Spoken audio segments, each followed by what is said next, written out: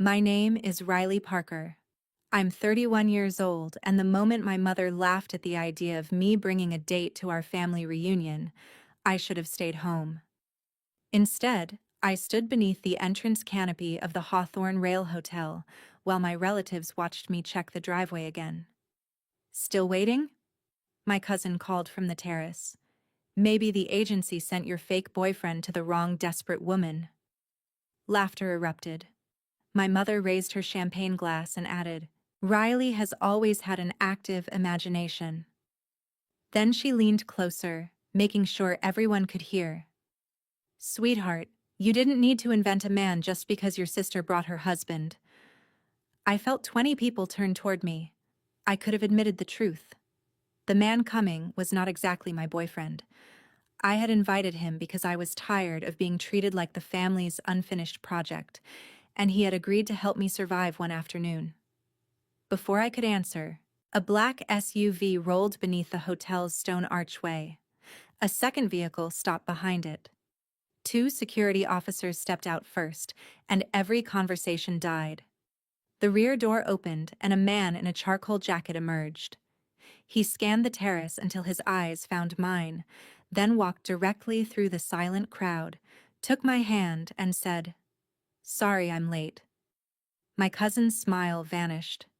Then another voice called his name.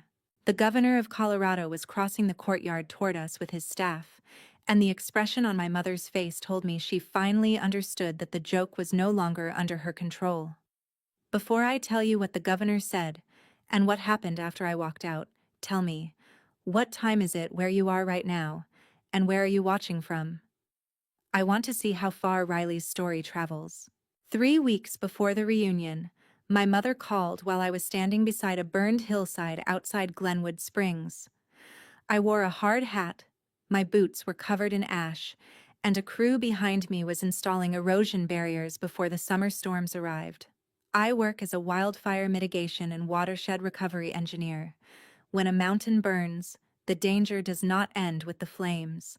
Rain can turn damaged soil into mudslides, destroy water systems, block roads, and flood entire communities. I design recovery plans and coordinate crews after the television cameras leave. It is difficult, meaningful work, but my family treated it like a strange hobby I had failed to outgrow. Your sister confirmed the presidential suite, my mother said. Her husband's firm is sponsoring Saturday's dinner. That's generous. Are you bringing someone? The question sounded casual, but in my family, every detail became a comparison by dessert. I might. My mother laughed. Riley, please don't create a mysterious boyfriend because you feel embarrassed. Everyone knows you're single. I looked across the blackened slope. I didn't say he was mysterious. You haven't dated anyone seriously since that park ranger. He transferred to Alaska 4 years ago. And somehow your sister managed to build an entire family in that time. My older sister Caroline had followed the life plan my mother considered respectable. She married a corporate attorney, sold luxury homes, bought a large house, and raised 2 children who appeared in matching sweaters on every holiday card. Caroline was not cruel, but she had learned that peace came from accepting the crown whenever our mother placed it on her head. When Caroline won a debate championship, my mother rented a ballroom. When I earned an engineering scholarship, she told relatives, "It isn't glamorous, but at least Riley found something practical." At 24, I helped protect a rural community's water supply after a major fire. That Thanksgiving, my mother introduced me as the daughter who plays in the dirt. Everyone laughed, including me. Laughing first was how I survived. You should bring someone, she continued. It might stop people from worrying. Who is worried? We all are. They were not worried that I worked near unstable slopes or entered evacuation zones. They were worried that my life did not give them a respectable story to repeat. That evening, I met Owen Mercer at a diner beside the field office. Owen and I had worked together for 18 months through a federal resilience task force. He coordinated emergency funding between state agencies, counties, and federal teams. He was calm under pressure, observant, and capable of reading a budget report like a confession. We had spent long nights reviewing evacuation maps and arguing about whether coffee qualified as dinner. We were friends, although something unspoken had always existed between us. "You're attacking that pie," he said, sliding into the booth. "My mother called." "That explains the violence." I told him about the reunion and repeated her comment about my imaginary boyfriend. Owen listened, then said, "Take me." "To the reunion?" "Yes." "As what?" "The fictional boyfriend whose existence has become a state emergency." I laughed. "You would hate my family." "I've survived congressional budget hearings." "You haven't met Grant." Grant Whitmore was my cousin and my mother's favorite unofficial son. He worked as regional sales director for Ember Shield Systems, which supplied emergency tanks, heat barriers, and wildfire equipment. Grant earned more than I did and mentioned it often. At the last reunion, he introduced me as the family's forest mechanic. My mother told me not to be sensitive. Owen's expression changed when I mentioned Ember Shield. "What?" I asked. "Nothing I can discuss." "Is the company in trouble?" I didn't say that. He leaned back. "My offer stands. I'll attend, behave politely, and leave whenever you give me the signal." "You would pretend to be my boyfriend?" "For one afternoon." It was a terrible plan, but a younger version of me still wanted one family gathering without being pitied. "Fine," I said. "No elaborate backstory, invented vacations, or classified missions." "You've ruined my entire speech." I should have asked why he agreed so easily. I did not know Owen had already been invited to a state resilience conference at the same hotel. I also did not know the governor would attend, or that Grant's company was at the center of a confidential investigation. The Hawthorne Rail Hotel had once been a grand station used by politicians, miners, and railroad executives. My mother chose it because she loved places that made our family appear wealthier and more important than we were. She owned an event planning company and treated reunions like corporate launches. We had assigned seating, printed menus, a photographer, and a 12-foot display titled The Parker Whitmore Legacy. I arrived early because my mother demanded a family photograph at noon. She inspected my rust-colored dress and said, "At least you made an effort." "Good to see you too." "Where is your guest?" "He had a work commitment. He'll be here." Grant overheard us. He wore a pale blue blazer and the expression of a man who believed every room was waiting for him to speak. Work commitment. Convenient. Several cousins turned toward us. "He's coming," I said. "What does he do?" "Emergency management." Grant laughed. "So he hands out bottled water?" My mother touched his arm as though he were charming.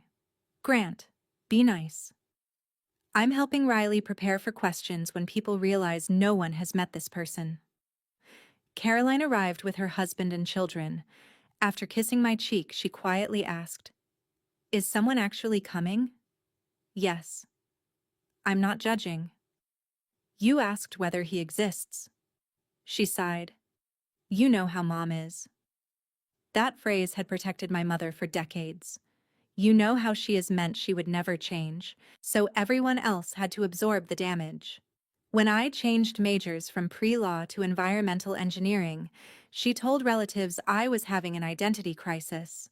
When I refused a large consulting job because I wanted field work, she stopped mentioning my career unless she could turn it into a joke.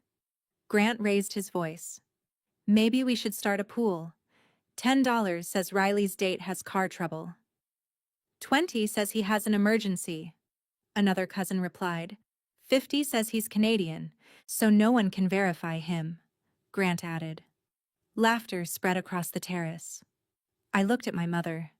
She smiled tightly and said, "Enough. We don't want Riley getting upset before the photograph." Not stop because it was cruel. Stop because my reaction might ruin the picture. Then Grant asked, Where's your fake boyfriend? The black SUV arrived less than a minute later. Security officers stepped out first because Owen had traveled from a closed briefing with the governor's advance team. We only saw men with earpieces and the alert posture of people trained to notice danger. Owen emerged wearing a charcoal jacket and white shirt. He looked like someone accustomed to rooms where decisions had consequences. He found me immediately. "Sorry I'm late," he said, taking my hand. His thumb brushed my knuckles so naturally that I almost forgot we were pretending. Grant recovered first. "This is him?" Owen turned. "You must be Grant." Grant's smile froze. "Have we met?" "No." "Then how do you know my name?" "Riley mentioned you." "I hope she included my good qualities." "She was thorough." A few relatives hid their laughter. Owen shook Grant's hand and held his gaze until Grant looked away. My mother stepped forward. "I'm Diane, Riley's mother. We were beginning to think you were imaginary." "So I heard."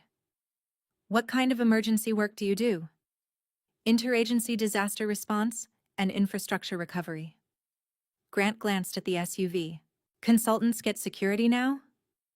Before Owen could respond, movement near the hotel entrance silenced the terrace. Governor Thomas Bell was walking toward us with his chief of staff and 2 state troopers. My mother recognized him because she had spent months pursuing a state events contract. Grant recognized him because Embershield was bidding on a statewide emergency supply agreement. The governor walked past them and approached Owen. "Mercer," he said, extending his hand. "I read the revised containment report. Your recommendation may have saved us from signing a very expensive mistake." Grant went still. The governor then looked at me. "You must be Riley Parker." "Yes, Governor." He shook my hand warmly. "Your watershed projections from Red Canyon were excellent. We used them in this morning's briefing." My mother whispered, "Your projections?" The governor continued. "Owen says the county would have lost 2 treatment facilities without your redesign." "I had a strong field team," I replied. "That's what competent people always say." He turned to Owen. "We'll need both of you inside in 20 minutes. Procurement Council has new information." The word procurement changed Grant's face. The governor nodded politely and walked away. For several seconds, no one spoke. Then my mother asked, "Riley, why didn't you tell us you were meeting the governor?" "I wasn't." Grant stared at Owen. What expensive mistake was he talking about? "I'm not authorized to discuss an active review." "A review of what?" "Ask your compliance department." Grant's face drained of color, and I realized Owen's appearance was not the final surprise. It was the first warning. My mother recovered by changing the story before anyone understood it. "This is wonderful," she announced.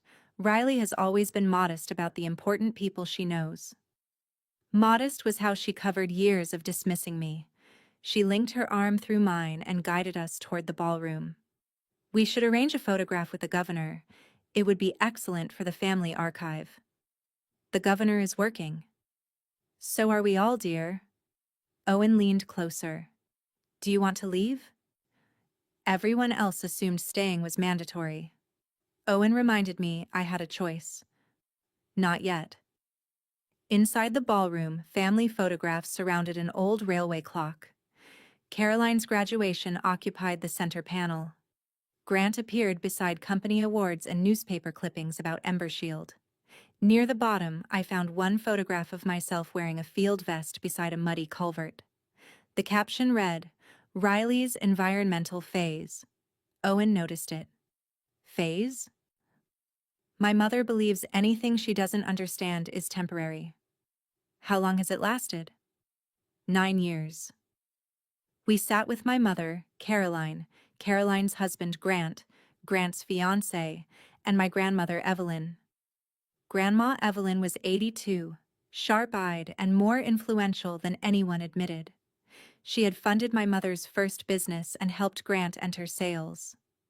My mother began interviewing Owen. "Where did you attend school?" University of New Mexico, then Georgetown. Divorced? No. Children? No. Homeowner? Diane, I warned. I'm making conversation. You're performing an audit. Grant laughed. Federal guys always talk like they're in a movie. I'm not federal law enforcement, Owen said. No, just a consultant with a convoy. Security was assigned to the governor. So you arrived with him to make an entrance? I arrived with him because we were reviewing emergency contracts. Grant leaned forward. You keep saying that. Because you keep asking. My mother stepped in. Grant's company is one of the most respected emergency suppliers in the region. He just closed a multi-million-dollar agreement. I know, Owen said. Grant's fiancé looked between them. How? No one answered. My mother redirected attention toward me. Riley was always interested in emergencies. When she was little, she made evacuation routes for her dolls. The table laughed. That isn't true, I said. It's a sweet story. It's a story you invented because it makes me sound childish. Her smile hardened. Why would I invent something harmless? Because harmless stories help you control how people see me. Caroline whispered my name, warning me to stop. My mother placed down her napkin. We are celebrating family. No, you're displaying versions of us that make you comfortable. Grant rolled his eyes. I pointed toward the legacy wall. My 9-year career is labeled a phase. Your sales awards occupy an entire panel.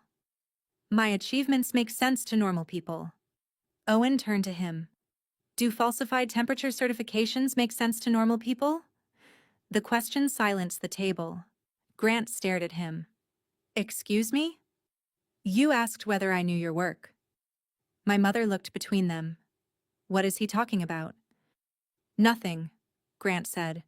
He's trying to intimidate me. Owen glanced at me before continuing. Several Ember Shield portable tanks supplied after the Bear Creek fire were certified for prolonged heat exposure. 3 failed below the advertised threshold. 1 rupture injured 2 county workers. Grant pushed back his chair. They were installed incorrectly. The installation review disagreed. You have no idea what you're talking about. I signed the review. My mother turned to me. Did you bring him here to attack Grant? Grant's company might have endangered workers, but her concern was whether I had damaged the reunion. I didn't know about the investigation. Convenient. Owen replied. Riley has no involvement in the review. Grant pointed at him. Then why did you know my name? Because your company appears in the file, and because Riley warned me you enjoyed humiliating her. Grant flushed. She hired you, didn't she? My mother slowly looked at me. Hired him? I could have protected the lie, but I was tired of borrowing another person's credibility. I asked Owen to come as my +1. That isn't what Grant asked. I met Owen's eyes. He gave a small nod, promising support without telling me what to say. We weren't dating when I invited him. Grant smiled triumphantly. I knew it. My mother's face filled with satisfaction. You invented a boyfriend. I asked a friend to pretend for 1 day. Do not blame this family for your dishonesty. Why not? You've spent years teaching me that being alone makes me defective. We wanted you to have a full life. I have one. You lied to everyone. I arrived with someone who respects me. That makes him less of a stranger than half the people here. Nearby relatives had stopped pretending not to listen. My mother lowered her voice. You have embarrassed me. Not that I had felt pressured to lie. Not that workers were injured. I had embarrassed her. I looked at the wall and remembered every moment I had minimized. My mother rewriting my scholarship essay because my goals sounded provincial, Grant circulating a picture of my muddy work clothes, and my mother moving me to the children's table when an investor wanted my chair. How long? I asked. Did you expect me to keep shrinking so you could feel tall? Before she answered, Grandma Evelyn tapped the table. "Diane, sit down." My mother obeyed. Grandma looked at Grant and stopped smiling. "Damaged equipment is not your victory." For the first time, Grant looked afraid. Grandma asked Owen to explain what he legally could. He clarified that the investigation remained open and that Grant had the right to respond through formal channels. Embershield had supplied water tanks, heat barriers, and pumping units to several counties. After the Bear Creek fire, inspectors discovered that product certificates used test data from a stronger prototype rather than the cheaper production model delivered to customers.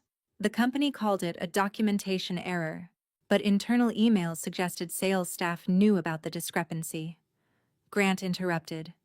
"I'm in sales. I don't manufacture equipment." "Then the review will distinguish your role," Owen replied. "You're making it sound like I approve defective products." "I did not say that." "You implied it." "Your name appears in correspondence concerning the certifications."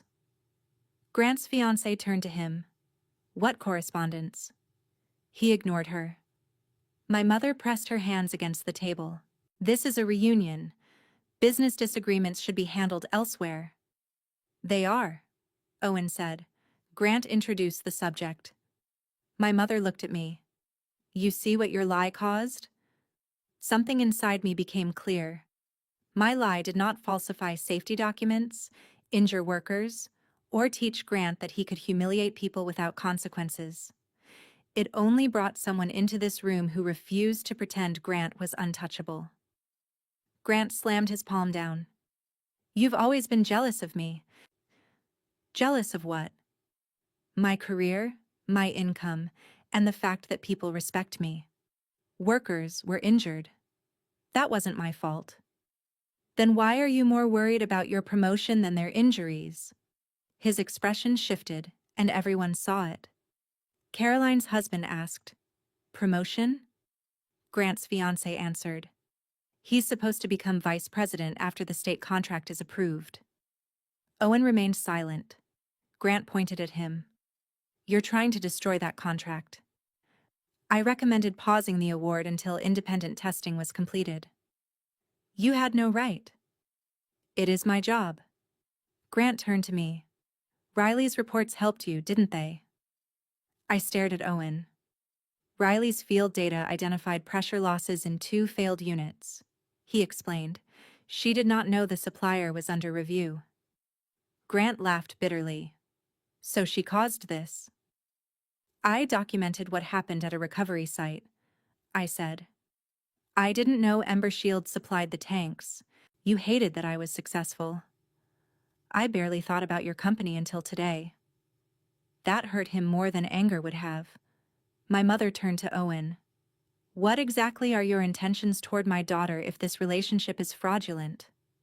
He looked at me instead of her. "That is something Riley and I should discuss privately." "Then nothing here is real." "I agreed to pretend because she asked for help. I came because I care about her." "Those are not the same thing." The ballroom became painfully quiet. "Owen," I began. "I'm not trying to corner you," he said, "but I won't let them use the original arrangement to erase everything else." My mother gave a disbelieving laugh. "This is becoming theatrical." "No," Grandma said. "It is becoming honest." She looked at my mother. "When Riley was accepted into the Colorado School of Mines, you told everyone she chose engineering because she couldn't compete with Caroline in law." "That was private." "You said it at my birthday dinner." I was worried. "You were angry she made a decision without you." Grandma looked at Caroline. "When Caroline wanted to postpone her wedding, you threatened to cancel the deposits and tell the groom's family she was unstable." Caroline stared at her plate. My mother whispered, "That isn't what happened." "It is," Caroline said. Her husband looked shocked. "You never told me." I was ashamed. The reunion was no longer about my fake boyfriend. The lie had merely opened a door behind which waited a family system built around my mother controlling everyone's story. Grant tried to redirect the conversation. "This has nothing to do with my company," Grandma replied. "It explains why you believed rules were for other people." As Grant stood to leave, Governor Bell entered with his chief of staff. "Mercer," he said, "Council needs your signature on the suspension recommendation." Grant froze. "Suspension of what?" The governor glanced at him. "I can't discuss procurement matters in a social setting." Grant stepped forward. "Governor, I'm Grant Whitmore with Embershield. There must be a misunderstanding." The chief of staff moved between them. "All communication must go through Procurement Council. My company invested 18 months in this bid. And the state must verify the equipment it purchases," the governor said. My mother approached with her professional smile. "Governor Bell, Diane Parker. My company submitted a proposal for your Western Region events program. I'm sure this family misunderstanding can remain separate from—" The governor's expression changed. "Parker Events?" His chief of staff whispered to him, then opened a tablet. "Your proposal includes Red Canyon recovery photographs and describes your company as a community partner." My mother smiled nervously. "We supported Riley's work." I stared at her. "What photographs?" The tablet showed my burned hillside project, my crews, maps, and a photograph of me speaking with county officials. Parker Events had presented the operation as a community initiative it helped coordinate. "You used my project in a business proposal?" "I was showcasing our family's public service values." "Your company had nothing to do with it." "I paid for your hotel during the first week." "That was a birthday gift." The distinction is unnecessary. It is fraud. It is marketing. The governor handed back the tablet. "Our office will review the attribution before considering the proposal." My mother's face collapsed. He turned to me. "Were you aware your work was included?" "No, sir." "Please have your agency provide written clarification." Before leaving, he paused. "For what it's worth, your work speaks for itself. It does not need anyone else's logo." The governor did not rescue me. He simply confirmed the truth in front of people who had spent years pretending my work was insignificant. That was more devastating to them than any revenge I could have planned. Grant left the ballroom to call his company. Through the glass doors, we watched him pace across the terrace. Within minutes, his posture changed from outrage to panic. Later, I learned Embershield's board placed him on administrative leave, pending an internal review. The state contract was suspended. 2 counties reopened their purchasing investigations, and the promotion he had bragged about disappeared before dinner ended. My mother's consequences arrived more quietly. Her assistant called to say the governor's office had paused negotiations with Parker Events. A nonprofit also requested clarification after discovering that photographs from my project appeared in one of her sponsorship packages. She had used my career when it helped her company while mocking it whenever it threatened her preferred hierarchy. She sat silently, then looked at me. "Are you happy now?" "No." "You must feel vindicated." "I feel tired." I made one marketing decision. "You took credit for work you called a phase." "I was proud of you." "You were proud of the photographs, not me." Her eyes filled, but I no longer rushed to protect her from discomfort. "I gave you everything," she said. "That isn't true." "I paid for lessons, school trips, college applications, and used every gift as proof that I owed you obedience." Her lips trembled. "I wanted you to succeed. You wanted my success to be recognizable to your friends." Caroline moved closer to me. For once, she did not ask me to soften my words. My mother looked at her. "Are you turning against me too?" "This is not a war, Mom. People disagreeing with you is not betrayal." Grandma nodded. "You built a family where everyone learned to manage your reactions. That is not closeness." My mother looked around the table, realizing no one would restore her authority. "What do you expect me to do?" Remove every photograph, report, and reference to my work from your company materials. Send written corrections to every organization that received them. Do not discuss my personal life without permission, and never compare me with Caroline again. You're giving me rules? I'm explaining the conditions under which I remain in your life. That sounds like a threat. It is a boundary. What happens if I refuse? I leave. Grant returned before she could answer. His face was gray. He pointed at Owen. My company suspended me because of you. Your company suspended you because of its own risk assessment. You humiliated me. You mocked Riley 5 minutes before learning I knew your work. That was a joke. No, I said. It was a habit. Grant turned on me. You think you're better than everyone because the governor knows your name? No. I think you're finally in a room where confidence cannot replace evidence. He stepped closer. Investigations can turn toward anyone. Owen moved between us, but I touched his arm. I'm not afraid of my work being reviewed, I told Grant. That is the difference between us. Grant's fiancée removed her engagement ring and placed it beside his plate. What are you doing? He asked. You told me Owen was lying. Your compliance director called because you used my father as a reference on one of the disputed contracts. Her father was a retired county commissioner. You don't understand sales, Grant said. I understand lying. She walked out. Grant looked around for someone to defend him. My mother lowered her eyes. Grandma told him to contact an attorney before saying anything else. He left. Owen touched my elbow. The state team is leaving. I can stay or take you home. My mother immediately said, Riley should stay. We need to resolve this as a family.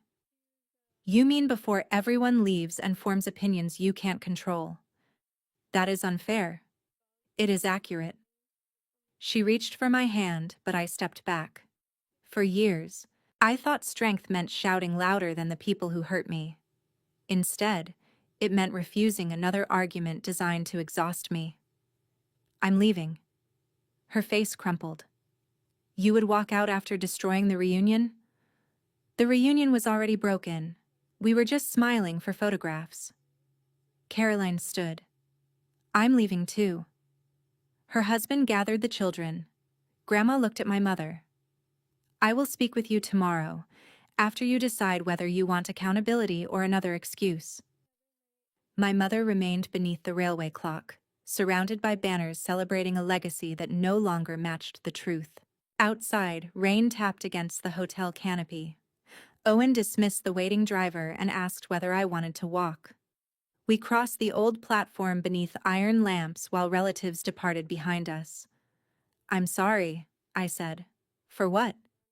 Dragging you into that? You didn't cause the investigation. I mean the fake relationship. He stopped. Riley, I need to tell you something, and you may be angry. I laughed weakly. That sentence has had a successful day. When you invited me, I already knew the governor's team would be at the hotel.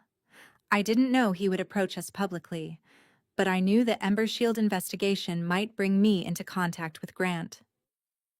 Why didn't you tell me? The review was confidential, and I was afraid you'd think I agreed only to observe him. Did you? No. His answer came immediately. Then why did you agree? He looked toward the tracks. Because every time your mother called during a field assignment, you became quieter afterward. Because you described saving a town's water system like it was an ordinary Tuesday, but apologized for taking the last cup of coffee. Because I have wanted to ask you to dinner for almost a year, and pretending felt safer than hearing you say no. I folded my arms. You coordinate national disasters, but asking me to dinner was too dangerous? Wildfires are more predictable.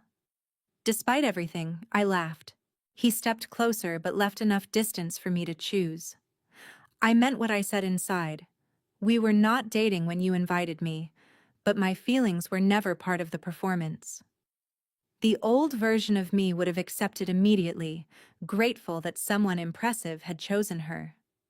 The woman who walked out of the reunion understood that Owen's title, the governor's respect, and the black SUV could not define my worth. I don't want another performance. Neither do I. And I don't want to date you because my family suddenly finds you valuable. I would prefer that they find me deeply inconvenient. They already do. Promising start. I looked at him. One real dinner. No pretending. One real dinner. I choose the restaurant. As long as it doesn't require a security briefing. 2 weeks later, my mother sent corrections to the governor's office, the nonprofit board, and 3 clients. Parker Events lost the state proposal. No criminal charges were filed, but the financial and reputational consequences were real. Grant remained on leave for 4 months before Embershield terminated him for violating bidding and disclosure policies. Investigators did not conclude that he designed the defective products, but emails showed he had pressured a manager to keep technical complications away from clients. 2 injured workers received settlements.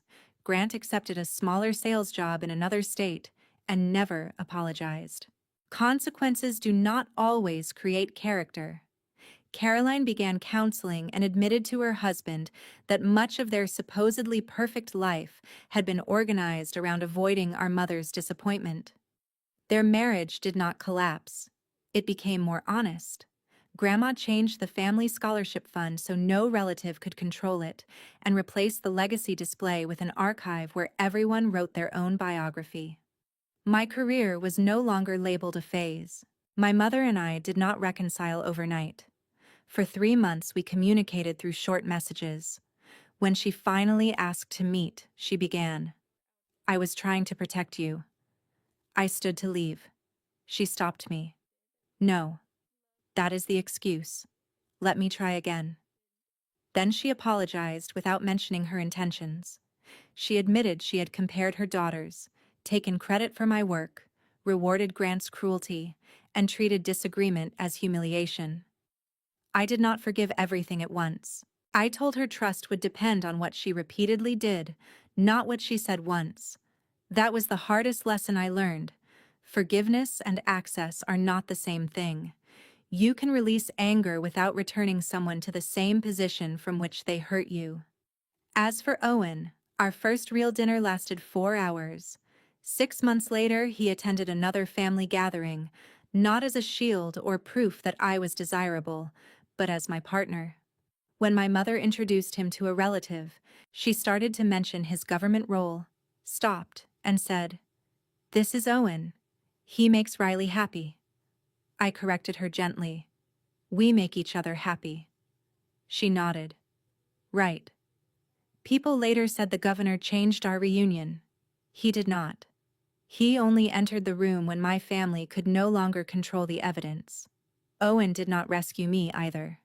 He stood beside me, but I admitted the lie, named the pattern, and walked away without permission. I once believed I needed a fake boyfriend because my family would respect me only if an impressive man chose me.